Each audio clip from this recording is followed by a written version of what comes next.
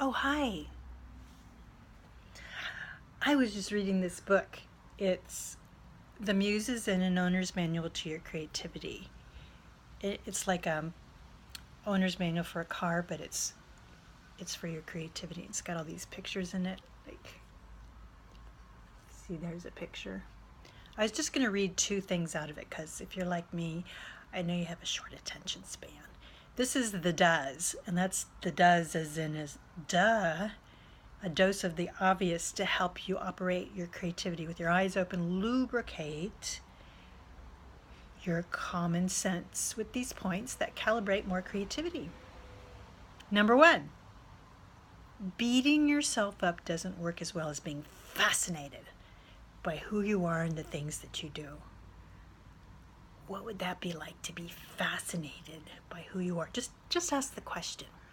What would it be like to be fascinated by who I am? Constant self-deprecation works as well as hammering on a sprouting daisy when it first pops through the soil. It doesn't work. Despite work environments where intimidation and high pressure have resulted in productivity, creativity responds to positive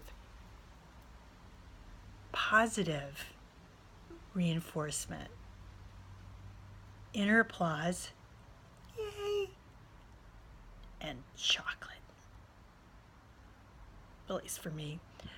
Be compassionate with yourself. Creativity is fragile but can express the depth of your soul in bewilderingly brave and brilliant ways.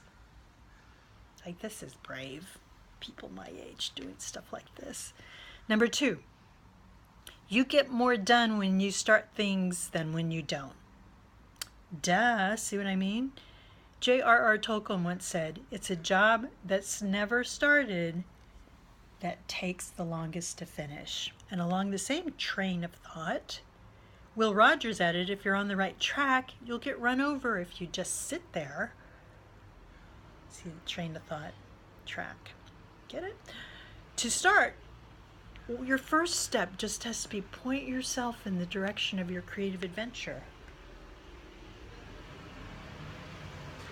And then just let your intuition tell you what the next step is. If you break it down that small, it's almost hard not to do it. If you make big things like, I'm going to work an hour every single day, you're bound to procrastinate. One step leads to the next, but sometimes just one step in and of itself is enough. Thanks for watching. I'm Jill Badonsky. That's my finger.